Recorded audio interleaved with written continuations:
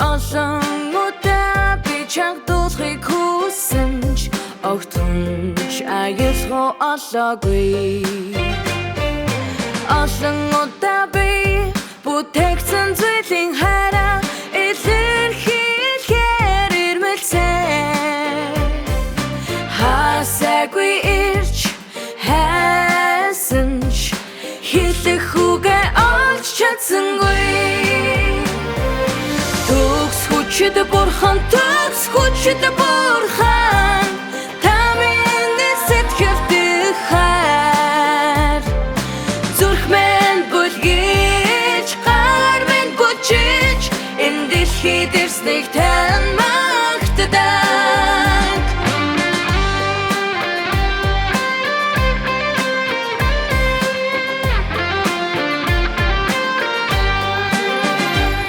Хүн тос шаранаас би болсон ямар ч хүчгүй.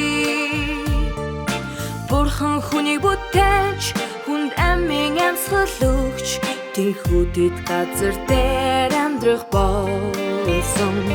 Сатан хүнийг завхруулж хүний эрүүл ухаан мус чанар алдагдсан нь хичнээн үйтэй. Тэд үеэс үед өдийг хүртэл дорецор ирсэн. Төгс хүчит бурхан та миний сэтгэлд хайр хумхын тос гэлээ би таны алтар сүтэ царайг харж чадан тань сүгдэж шүтэн мөргөхгүй байж би хан чадах билээ.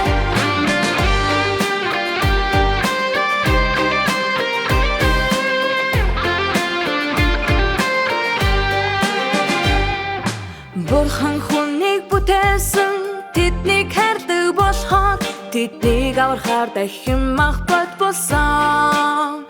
Тэрээр доромжлол илдэв янзын өвдөл шаналыг амсаж амьдралын сайхан гашуун бүхнийг амсасан. Энэ нь хүнийг сайхан хүрэх газарт аваачхын төлөө билээ. Ийм авралыг бидэнд авчирсан байхад бид түндэд төсгөлгүй талархахгүй байж яхан бол билээ. Төгс хүчит бурхан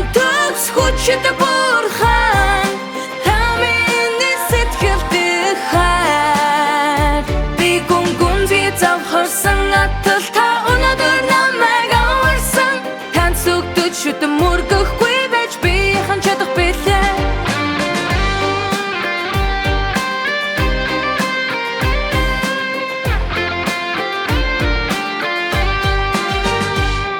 Өнөөдөр би аврагдаж зөв замд орсон. Энэ бол бурхны нэг үсэл ерөөлийн лач. Би бурхны үгийг эдэлж бурхны шүүлтийг тулдаг. Би бурхны зөвхт ариун байдлыг мэдэж авсан. Эдгэв янзын хавчлах шаналл зовлон бэрхшээлийг тулаад бурхан хамгийн хайр татам гэдгийг би ухаардаг. Бурхны ажлыг тулаад би цэвэрлэгдэж эцэстэн гэрэлд амьдардаг. Төгс хүчит бурхан